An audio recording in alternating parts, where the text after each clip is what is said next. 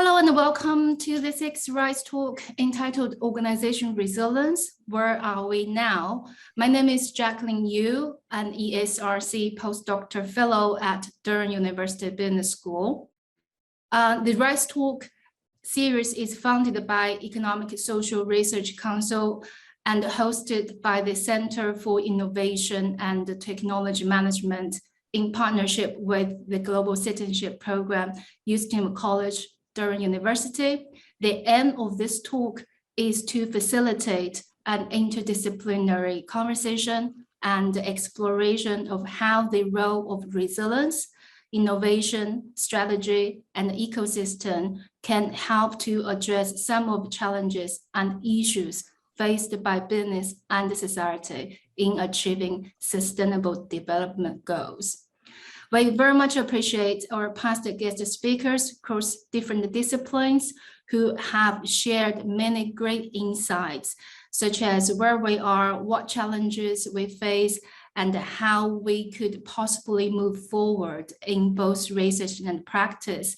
Those topics including organization change, industrial change, global health inequality, and sustainable supply chains.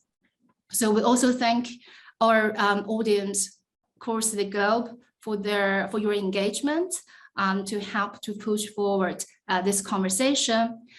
Through events such as this, we do hope to inspire others to consider how we can work together in building sustainable business, community, and society.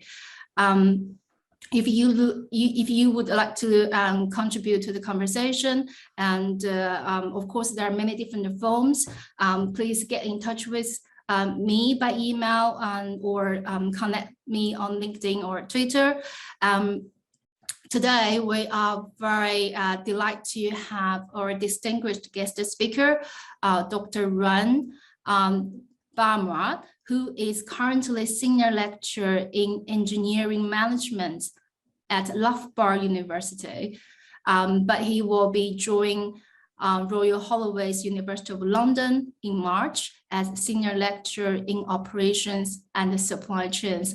Congratulations to your appointment, Ram.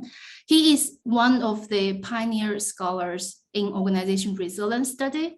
He is the author of the book entitled Organization Resilience, Concept, Integration, and Practice. Ran speaks globally on this subject and is a visiting associate professor at the University of Hong Kong. So please join me to welcome Dr. Ram. So this talk will be 1 hour approximately, and followed by Q&A session. Okay, floor is yours, Ram. Thank you very much, Jacqueline, for that very generous introduction, and of course the invitation to Durham and yourselves to begin with. What I'm going to talk about, I thought about what I should say, and obviously the idea about your RISE program, and I thought maybe perhaps everybody is not familiar with the concepts. We know a little bit about them, but I wanted to encapsulate a number of different things and keep it relatively generic. So there may be some early years researchers who are not quite sure. Ultimately, I guess it's going to be a personal perspective as well. So I'm going to cover things I believe we know, and maybe touch on something we don't know so well, I think is a better number 2 point.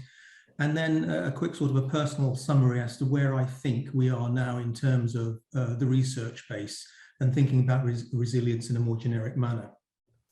So as you've just already commented on my background a little bit here, Jacqueline, just to point out, I've had 16 years of academic experience. As you've said, I'm about to start at Royal Holloway. I've been at Loughborough in the engineering school since 2008. I'm a visiting associate professor at the Department of IMSE in Hong Kong University. And I did my PhD at Cranfield University in 2003. And although I was an engineer, my PhD was in the area of strategic management and thinking about resource-based concepts within SMEs. And as also you have already just said, I spent a number of years before and also afterwards, after my PhD in industry. I spent time in Osram, packaging organization, innovative electromechanical devices, healthcare, consultancy, in the main looking at sort of lean operations, implementation in SMEs, and then of course a very large organization, Alstom Power Service, building power stations, but of course working in their process, in their management facilities.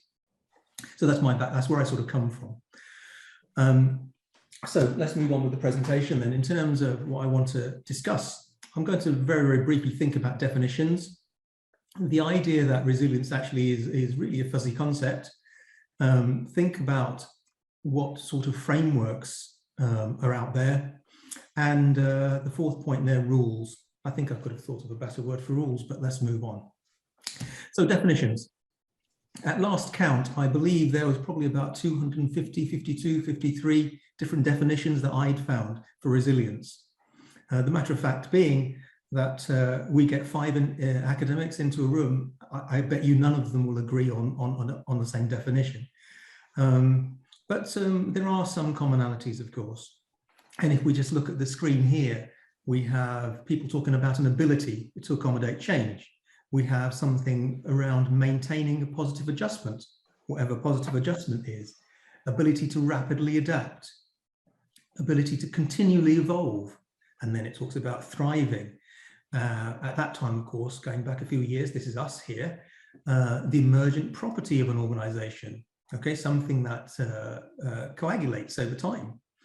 Adaptability, responsiveness, there's a number of things. So everybody is always trying to get that most precise, most overarching, fantastic definition. And we can pick or choose, depending on what disciplines we come from, of course. And I've decided to add another one as well. So I'm saying it's this: an inherent organizational characteristic involving organizational survival and renewal as demonstrated through existence over time. I'm not getting into any specifics, and this is probably a sort of a definition that's existed in many people's minds over a long time. Okay, very, very high level, very generic. Something that exists over time, something that survives, something that can grow, renew, and change. So survival is the heart of this. Okay, so I think that's something that most people, most disciplines tend to agree with.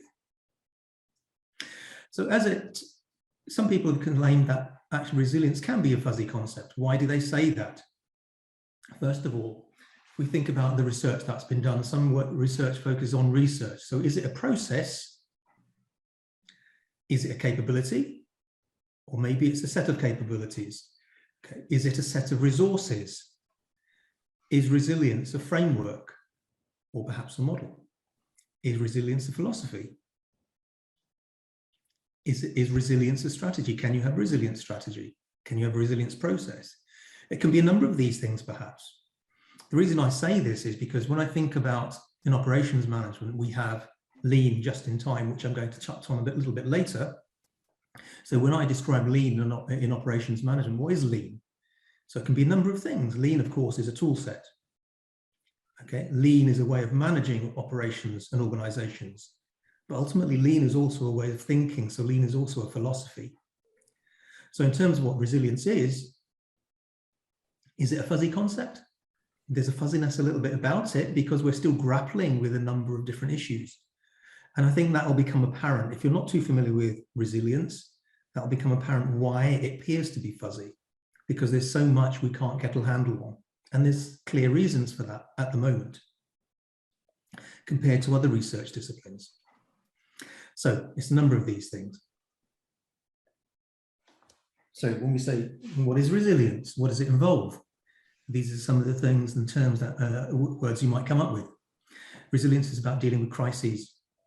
It's about being adaptable. It's about existing in turbulence. It's about being durable, dealing with unexpected events, dealing with disruptions. It's about how responsive an operation is. How do you operate in disasters? It's about recovery from events. It's about continuity or business continuity. It's about adjustment. Often we hear the word positive adjustment, as I mentioned a moment ago. It's about ruggedness. And of course, terms like redundancy, having a backup, having something spare in your back pocket. Ultimately, it's tied to very closely with the concept of risk and the chance that something might go wrong. But it goes a little bit beyond that. So all of these elements are really, really important to thinking about what resilience really is. And I think we've got to the stage now where we clearly understand, of course, and most people agree on this, we have a natural environment, so we can have resilience of the environment, which is very much in people's minds at the moment with climate change. Then we have infrastructural resilience. And of course, this is a priority for most countries and governments to think about their infrastructures and what's changing there. Then we have something perhaps we're a little bit more interested in, organizational resilience and individual resilience. So organizational resilience cannot exist without individual resilience. And likewise, infrastructural resilience can't really exist without individuals or without organizations. And all of those, of course, have to fit into the natural environment. So there's a level of complexity we're introducing in terms of understanding organizational resilience per se, right at the beginning, which is quite challenging. So where does it come from? There is a bit of a background here.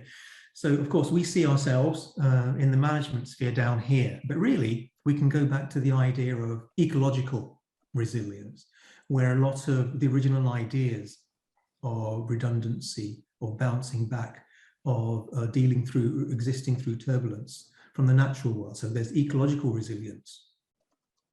And of course, sustainability very much closely related to that.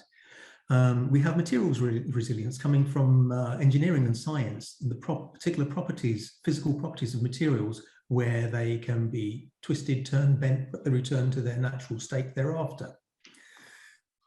As individuals then, as humans, psychological resilience, we have development psychology, there's behavioral psychology, social psychology, and these tended to feed into how we think about management and our place of work.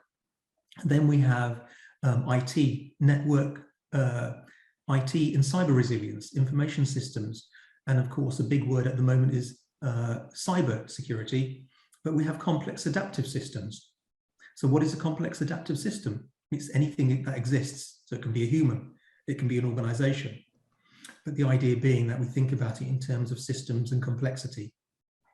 And then of course, there's a lot of work done looking at civil infrastructural resilience, the structures of buildings and infrastructure, the built environment, and what infrastructure needs to be critical. For example, fuel pipelines. So these different disciplines form the background to what we kind of see in the management sphere. It all comes to a head, of course, when we're running operations and organizations, psychology, materials, the natural environment, cyber systems, and how we exist in our built environment. So these are really, really important. So resilience can be characterized through a number of different ways. And I think most people now agree, and we followed this when we started thinking about resilience about 10, 11 years ago, that there's basically three phases. And we looked at Bhamra and Holcomb at that time. We took that on board and adapted it a little bit. And we have the three phases being readiness and preparation. So the things that you do before an event occurs, whenever it occurs, if it ever occurs. The response and adjustment. This phase, of course, is during that event or crisis or disaster. And then the third phase, what happens thereafter, is recovery and what we may call adaptation. Okay. So things like improving situational awareness, reducing organizational vulnerabilities to systematic risk environments as best you can, restoring operational efficacy after the disruption as well. So all of these things are things that we consider as part of these, as key elements of these three phases. So we could think about this as a framework or a structure that we kind of readily, intuitively understand. The stuff that happens before an event and stuff that needs to happen after. And a lot of many of these disciplines tend to agree on these sort of phases, these three basic phases. So we've come to a sort of a truth here. Okay, so we're moving away from the fuzziness a little bit, so we can all agree on this. Then response in critical organizations. Now, we did some work about 10 years ago on this, and our paper here was looking at what existed in the field at the time, but we were particularly interested in decision-making in organizations. And our study at the time, we looked at a very small network in critical infrastructure, and we looked at nuclear power. We looked at a nuclear power station, we looked at a nuclear power nuclear materials provider, and we also looked at nuclear power supply. And we tried to understand the process of what might happen that these organizations may go through when an event occurred. The reason I'm showing you this is because it's linear and it's complicated. Not to worry about the colors of the different arrows or anything. I just want to point out the fact that it is really, really complicated. An event occurs, an impact occurs, then at some point in time, the organization detects this. And this is the key point. This is what we were interested in, detection and activation. When does it occur, and what does the organization thereafter do about it? And of course, we sought critical organization because we thought they'd be pretty good at this.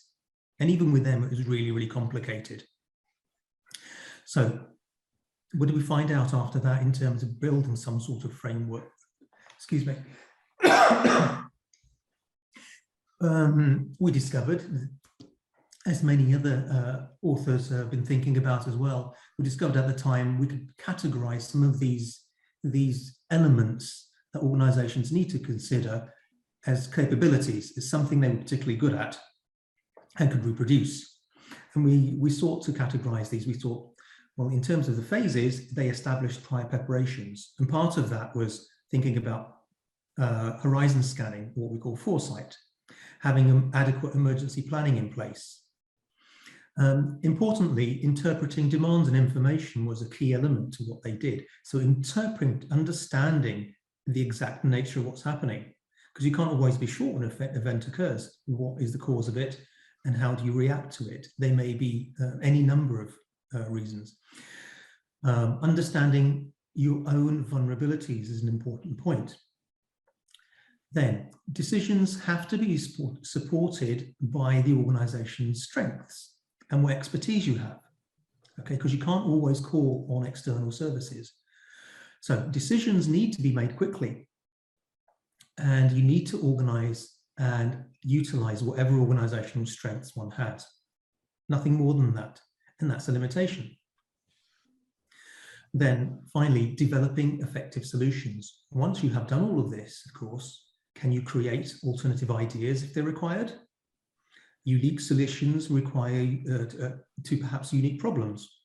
So the key word here that I'm going to revisit at some point is create. So this is something that doesn't necessarily already exist. And even in organizations where they're well practiced, where they have foresight, they've got lots of emergency planning, they're able to interpret demands and understand vulnerabilities very, very clearly, they still need a level of creativity and creation. Okay, so we talked about these sorts of ideas, and we put these down on paper, and we're going to build on these a little bit. So this was our understanding at that time. So in terms of frameworks then, there are many, many different frameworks that you can pick up and find regarding resilience, interdisciplinary ones for sure. There's the latest work by these people, I think they're out of Dresden, Hillman and Gunther, who've done some work in the past, came up with this simple framework trying to integrate a number of themes and ideas. Their endpoint here is organizational growth, where we have renewal, adaptation, and learning. So this is all emerging from a resilient response, maintaining functions, how quickly they can recover, and access to certain resources. And underlying that, they've understood there are certain resilient behaviors. Okay, facing down reality, conquering denial, avoidance of something, embracing paradoxes, which is interesting. So this is very much a human aspect, very much a psychological aspect. Then resilience resources that are relational, emotional, cognitive, and structural. And then they're talking about certain sets of capabilities. And this is their idea. So there are lots of different frameworks out there to have a look at and think about. And then rules. So if we start thinking about what exists, maybe principles is a better word here. We're very, very clear about the phases: readiness and preparation, response and adjustment, recovery and adaptation. What we also have out there are standards for industry to use. So BSI has a set of standards. BSI 65000 is a standard organizational resilience. Then there's an ISO standard on business continuity. Then there's another ISO standard on business impact analysis. So there's tools that exist for organizations to begin to understand and adjust themselves appropriately to a certain degree. Then we also have some guidelines. As I said, I've recently joined Business Continuity Institute as an examiner, and what they provide is guidelines, training and practice for industry, and this covers the whole range of what management practice within the field of business continuity should be thinking about. And just going on to a little bit of detail here, what they talk about, they talk about policy and program management at the highest level, and it's not, some of this stuff isn't too unfamiliar to us if we're thinking about management buy-in for programs, embedding related to a little bit to culture of an organization, impact analysis, understanding the gap between where you are and the things that might go wrong, designing programs and then implementing them, and validation. So all of these elements, if I go back a page, just as the standards are really dealing with this phase here, readiness and preparation, and touch on a little bit of response and how do you respond in the heat of an event, and touch on a little bit on recovery. Okay, but a lot of it is preemptive, which is great. Okay, because it gives organization structure. So what else do we know? I'm just going to mention this. I think there's a conflation of terms with some researchers, even at this stage, even sort of 10, 15, 20 years into thinking and talking about resilience. The conflation of terms is between resilience and sustainability. They are very, very different things. Some people have mixed them up, and some people suggest there's a little bit of an overlap. Of course, there's a connection here, but let's be very, very clear. So I thought I'd just go over this a little bit to make this clearer. So certainly, organizational resilience, we're really talking about capabilities of a single organization. We're talking about a set of demonstratable capabilities for one organization. And in general, organizational resilience, organizations are reactive to what tends to happen, regardless of all that mitigative work that gets done. Sustainability is a general approach and a set of principles for us to think about. They are a set of preemptive actions and behaviors of many, as opposed to just the one. And whereas in resilience, we want to really master the event, we want to overcome it, the approach and understanding, the philosophical standpoint, the start point of sustainability is that we're subservient to nature. We can never overcome it. Okay. So there's a very, very difference in understanding here.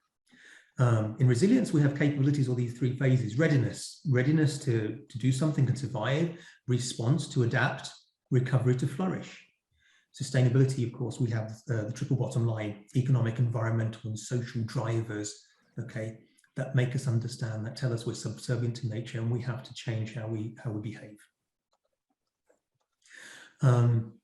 Just building on that then, as an example, there's a really very good website, 100resilientcities.org, and their example here is looking at a city level infrastructure, and we can compare the two. And one way they really accentuate this is thinking about resilient sustainability in terms of acute shocks, where sustainability actually is thinking about chronic stresses. An acute shock is a sudden sharp event that threatens a particular area. For example, earthquakes, diseases, a terrorist attack, which we like talking about a lot at the moment, transport events, supply chain disruptions, which we're very familiar with. Whereas sustainability, a chronic stress, is something which is very slow moving, that weaken the fabric of an area, such as high unemployment, infrastructure, long-term transport system problems, a state of instability, food, water, fuel shortages, and of course, climate change. We can see these things coming, but they're not as immediate as something over here. Okay, so these are different ways in which we can think about resilience and sustainability. To be very, very clear about that, I thought I'd just drop that in there. So let's go to operations management a little bit, and talk about lack of resilience. And there's a lot of research at the moment that talks about supply chain resilience. I'd like to talk about manufacturing systems and what's changed in recent times. And this is something, of course, we know, and has been talked about for some time now. So let's start with lean practices here. So lean practices, the idea of lean practices was to become more and more efficient, ever more efficient. There's a constant move driving forward for efficiency. The problem that led to was it puts lots of pressure upstream in supply networks. And so these are some of the elements, actually, I should point out, that Martin Christopher has discussed in the past as well.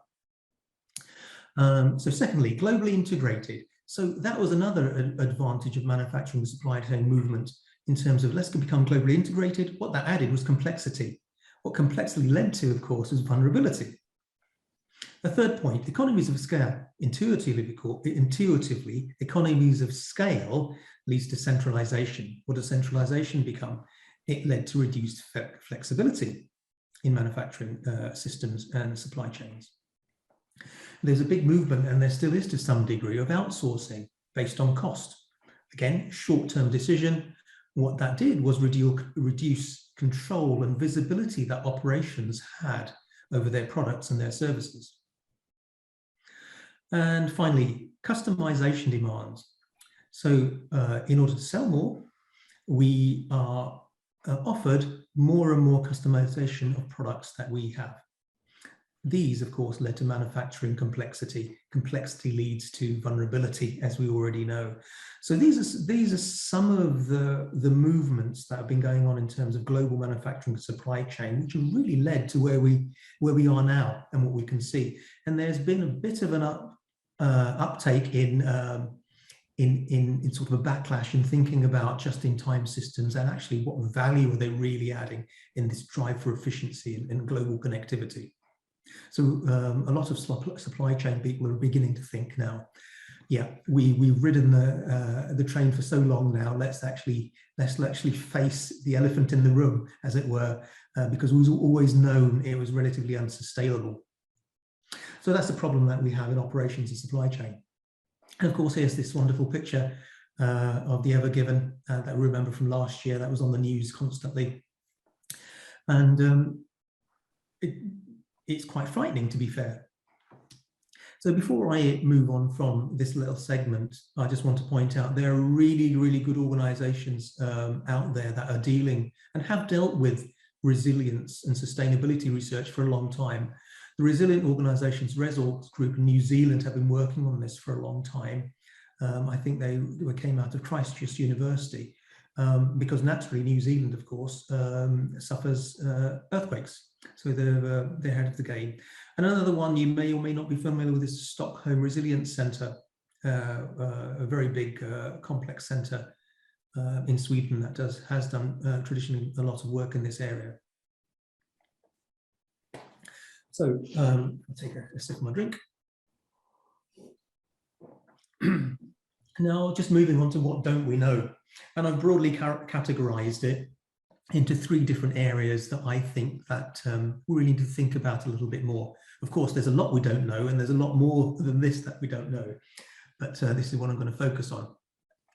So first of all, then, complexity and systems thinking. We talk about this. So if we look at what exists already, okay, if we look at models or frameworks, by and large, a lot of the existing constructs are two-dimensional and they're linear.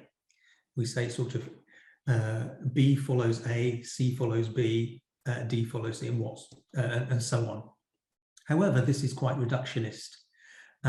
It doesn't serve the research very well, and it doesn't actually uncover very much more. And this is why we believe sometimes that the concept is a little fuzzy, because we haven't moved forward very much. So the problem is this: we know resilience is multidimensional. It is not 2D, it is not linear. Okay, so we can't really think about it in a reductionist manner. So we have to think about complexity. Okay, and people have touched on this, I agree, and I'm going to talk about that as well. So the complex nature of resilience really needs to be explored. So if we look at systems thinking in its nature is holistic. It helps us to explore more complex situations, and it helps us to think about the interconnectedness between systems and subsystems. Therefore, systems thinking is a way to understand complexity. Key elements of systems thinking are these three points here: regulation, communication, and recursion, which exist in all systems. So regulation, control, and feedback, which every operation, organization, organism requires. Communication between the different elements and the different systems. And then recursion. This is the idea of self-similarity at different levels within an organism or an organization or an entity. Okay? So systems thinking represent biological systems, mechanical systems, organizations.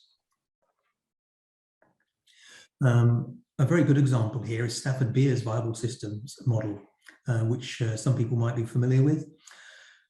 This seeks to explain all the different parts of a system. And Stafford Beer, I'm not going to go into a lot of detail here, has 5 different systems. And in this case, we're talking about a management level system, system 4, 3, and operations, integration with the outside environment, for example. Very, very powerful system. Here we're looking at an organization. This, as I've said, can easily explain an organism. Stafford Beer unfortunately died a few years ago, but these ideas were developed in the 60s and 70s. And I understand that at one point, Stafford Beer was tasked to look at the whole economy of Chile in about 1973, 1974, which he began doing. But of course, the Chilean government at that time, unfortunately, before his work fully got underway, was overthrown with the use of the CIA. So I believe this is all historical fact. Okay, I'm not being political here, but that's what happened. So let's go over to complexity and resilience. So in complexity, we pick up a resilience paper, okay, and you're likely to come across these terms: adaptation, domains of stability, nested systems, distributed control.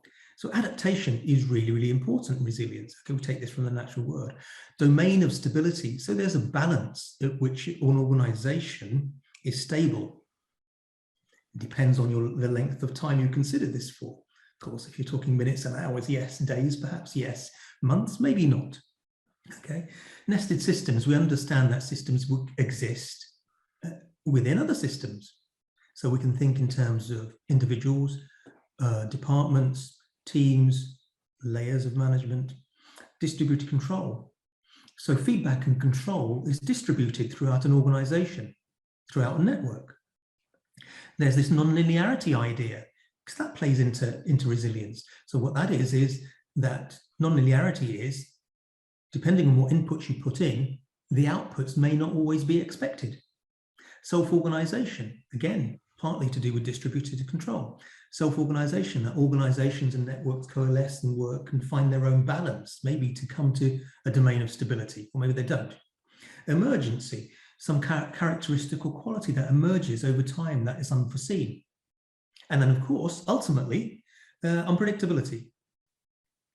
Okay, so resilience, all of these elements are really important. So complexity resilience really is about complexity. And there's one or two other things here that we haven't really mentioned, but there is one thing I would like to talk about. And that is this. What existing literature doesn't really talk about so much related to resilience is multiple scales and levels, which are really, really important because it's this idea of multidimensionality. So, of course, this diagram here is just a representation of multi-dimensions. This paper is actually talking about supply chain networks, but I'm talking about the organization. So we talk about a linear model, okay, a series, a process, for example, or a framework. That doesn't really explain the operation very well. So we can talk about it as a network, as a single layer, or in a network as a multi-layer, or a multiplex type of structure. So this is, in my view, something that's missing in resilience research. Complexity really dealt with from a systems perspective. I know people have tried to do it, but I think the rigor hasn't been there. And also I believe that certainly there's a lot more to do. So the second point I wanted to bring up was creativity. And I've extended this, creativity, improvisation, and I've put the word here, opportunism. So here's our 3 phases again, which we're very familiar with: readiness, preparation, response, adjustment, recovery, and adaptation. When we did our special issue and our early work, we tried to capture what the literature in the field was saying, but we really were interested in decision making and ultimately how is resilience really created. There are a number of authors that actually took on some of these challenges and moved forwards with them. I'll come to that in a moment. So this phase here, of course, readiness and preparation, something happens, an event happens. Everything following this event is a response. Okay, so there's certain things we do before and certain things we deal with after. So there's certain mitigating actions that deal with the source of the risk. And then there's contingent actions that actually deal with the consequences. And what Richter and Lofton were talking about, they're thinking about this idea of creativity, a capacity for resilience that influences creativity, and how cognitive and emotional resources within an organization help. So what they're really talking about is this part, the thereafter, if you like, after the event. Response, you need a level of creativity. Adaptation, you need a little bit of improvisation, creativity, maybe even opportunism. And then, of course, there's other recent work as well. I believe Paul Hughes recently did, I missed the talk, unfortunately. They've done some work in looking at improvisation recently, but at the strategic level. So certainly improvisation of senior managers could be very, very useful, and it's certainly interesting. But in a world of complexity, it's a piece in a bigger puzzle. So that's really good. So there are some things in this area, but again, the idea of using creativity, improvisation, and thinking about taking a chance, opportunism, again, something is that could be really, really useful when we're discussing ideas about resilience. Now, another piece of work that we did about 3 or 4 years ago, 2018, was this. We came up with this idea. We looked at a number of different organizations to come up with this resilience configurations matrix. And this was further work I did with Kevin Bernard, and of course, Christos Sinopoulos. I'm not sure what happened to him, but I understand he's doing very well somewhere in Durham. So in this, we're able to categorize organizations in this quadrant here, where resilience-focused organizations had certain characteristics that were flexible, well-prepared, and able to learn. None of these areas are particularly bad, apart from this red one, where is really bad.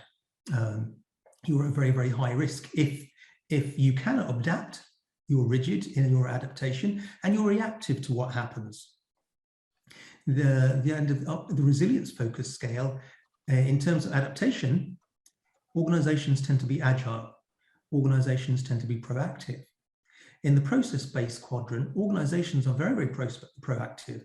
They focus on developing rigorous plans for different disruptions, which is the best you can do for many organizations. It might suit organizations, but they're quite rigid. So existing plans like our standards from BSI take us only so far. This is an interesting area, the resourceful organization. They're very quick on their feet, but they're also actually reactive, because these may be slightly smaller organizations. They don't have as many resources, but importantly, and they are this, they have an ability to quickly evaluate unpredictable disruption and develop appropriate response through improvisation. Okay, so they have to work on this other area. So there's certain characteristics, different types of organizations exist within this greater resilience domain.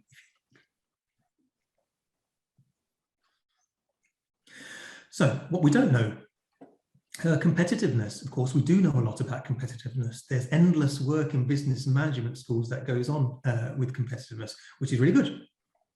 So what really does it talk about? Competitiveness at its heart talks about the idea of organizational survival, rents, and of course longevity. And then, of course, we can dig a little bit deeper and we start thinking about things that make organizations successful and compete. These are routines, processes, capabilities, organizational learning, maybe aggregation of skills, maybe renewal of capabilities. Okay, so certainly we're now talking about the idea of a sustainable competitive advantage. Does this give anybody any ideas or thoughts about what I'm leading to here? What do all these things really talk about? Do we have good theories about this? Or there is a theory? Really, there are some parallels, I believe, with RBV, resource-based view of strategy and dynamic capabilities. I've seen one or two papers related to this. Unfortunately, they were not that rigorous, but they had the right idea. So certainly in dealing with competitiveness, we can think about ideas taken from resilience. Okay, so is resilience a dynamic capability, for example? All right. And then going on to what we don't know, I've just captured just a handful of papers just to have as a record in terms of this presentation. So if you want to think about complexity of systems thinking, there's a few papers there you might want to get hold of. On creativity, there's a few, and I've also said there's a lot of textbooks on innovation, for example, that deal with creativity in essence. And then competitiveness, just you can talk about innovation, strategy, they're all there. And something I like to talk about, actually, this one here, Devaney, which is a really, really well-known one, talks about hyper-competitiveness, which should have some interest for us in resilience, in the resilience field. So where does this bring us to now? So areas requiring future research. Is there a place for unifying principles? We have some. We need to think about culture and behavior. This takes us into a slightly different discipline, which is related to the psychological well-being and development of people in organizations and how they think about resilience. Another big aspect, really, I haven't mentioned so far, because there's a lot of this about in terms of asking for measures of resilience. Why aren't there more measures of resilience? Why aren't researchers looking at this? I think researchers are looking at it and thinking about it, but it's one of those problems with resilience. It's, as I said, it's not quite the fuzzy concept, but we haven't bottomed it out entirely yet. Even if you look at consultancies, Boston Consultant Group, McKinsey, okay, and you see what they're doing in terms of measures. Their measures are very, very, I wouldn't say superficial, but not surprising. So you look at bottom line, you look at the risk associated where your stock is.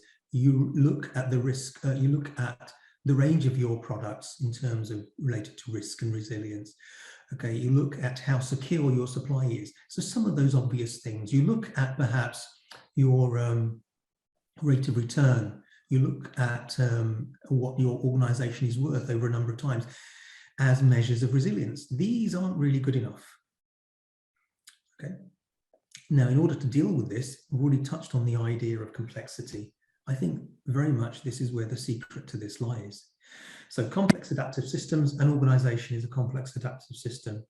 How we look into that is thinking about those ideas around complexity and maybe applying some of the thinking from systems and also systems of systems.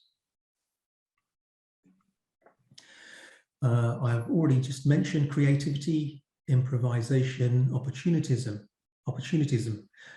capabilities. And I think this is a really interesting area, which is really rife for research, particularly from a resilience perspective.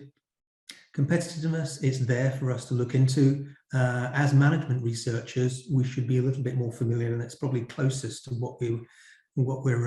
how we work and operate in terms of understanding organizations from this viewpoint.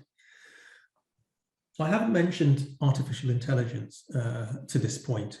Now, of course, we're very much aware of security, cybersecurity, but the way that artificial intelligence will change the way we do things will be wholly transformative for us as humans and working in organizations.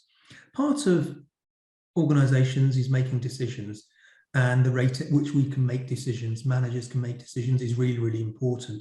We have these ideas of bounded rationality, that we can make decisions with limited information. So if you can imagine a capability for machines to take decisions, make very complex decisions that might take days or weeks in absolute seconds, this begins to change how we think about what we do next in organizations. And certainly in terms of predicting what will happen and what will not happen, scenario building, scenario planning, all of these gives us an edge. So AI certainly has a big part to play with that, but unless you're a specialist in software development, in AI or cybersecurity, we need to work with those sort of people. Resilience is a theory of everything. Resilience has been a buzzword for a few years now, and there's an idea that we'll dig up something that's going to turn resilience into a theory of everything, and I think that's a mistake. Resilience is never going to be a theory of everything, and we shouldn't really go down that route, because as researchers, of course, we always want to. Well, we're asked. It's part of our training. It's part of our mindset to dig down deep into the minutiae of things that are, and then try and generalize them. And it doesn't always happen. And we can't always do that. So that's really important to recognize. There are shortcomings here. So where are we now? If we go back to some of the ideas which perhaps originated thinking about resilience. Excuse me. So, does anybody know who this is? You're welcome to just open a mic up or say on the chat.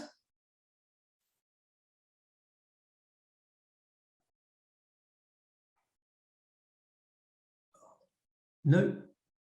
Okay. Does anybody know who this is?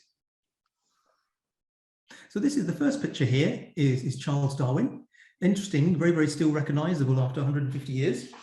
And this person here is Herbert Spencer. Social scientists might know a little bit about Herbert Spencer. So the idea associated with Darwin is what? Anybody? Evolution. Pardon? I said evolution. I'm sorry, I do apologize, Christos. It really Theory of natural selection. Yeah. Natural selection, yes, okay. So the idea really of survival of the fittest and natural selection. So Charles Darwin is a biologist, and the idea of the concept of survival of the fittest actually emerged from Hugh Spencer. So Hugh Spencer was a social scientist, and a so-called philosopher who came up with the idea of survival of the fittest. And his ideas, as I've said, can be potentially philosophically challenging. So Charles Darwin took on the idea and from a biologist's perspective said this: it's not the most intellectual of the species that survives. It's not the strongest that survives. The species that survives is the one that is able to adapt to and adjust best to the challenging environment in which it finds itself. So he's talking about biological entities' adaptation to an environment. Herbert Spencer went on actually to really force the idea of survival of the fittest, economically, politically, socially. So those people who were not fit enough, if they're not well enough, the belief was that they should die. The belief was that only very, very strong organizations can survive. And it's interesting that some of these ideas now fall into capitalism, our religion of the moment. So there was a time, of course, we used to say, if there's a nuclear war, there's only going to be one creature that survives, and it's going to be this. But there isn't that. There's a better creature, and this is a tardigrade. So this creature exists on the mouth of volcanoes. It survived deep space, and it'll probably survive us as well. So the idea or concept of a species adapting to adjust is really the core of what we're talking about. And if I might end on a more personal, non-political point here, the ultimate meaning of resilience. We really need to think about balancing resilience against sustainability. The belief structures where we can have anything at any time really need to change. And then organizations' mindsets that are driven only by the pursuit of a perpetual expansion, such as long accepted ideas of value in economics, that we must grow, we must earn more all the time. These ideas really need to change, because that's really the heart of what resilience is. And it is really, really closely related in sustainability, linked to that in that regard. So I just want to bring my conversation to an end here. And what I would ask then is, if you're interested, if you want to write something, you're very welcome to send something through to us here at the Continuity and Resilience Review. It's a very, very young journal, only 2 or 3 years old, but we're quite broad. And we want to appeal to both academics and practitioners. We want to provide a holistic perspective across resilience from all or any contributing disciplines. So you're welcome to have a look at that, and be very, very happy to have your contributions. And of course, if you don't know already, I've been told lots of times that this is probably the ideal Christmas gift. This book that I wrote about a few years ago, you're very welcome to buy that, and of course, give it to your loved ones. So I'll end my talk there, Jacqueline, if that's all right, and I'll welcome any questions, and I'll stop sharing my screen. Thank you very much. Thank you, Ram, for your inspiring and fascinating presentations, and cover a wide range, the topics of resilience and the evolutions and inspiration about the philosophy where these ideas comes from.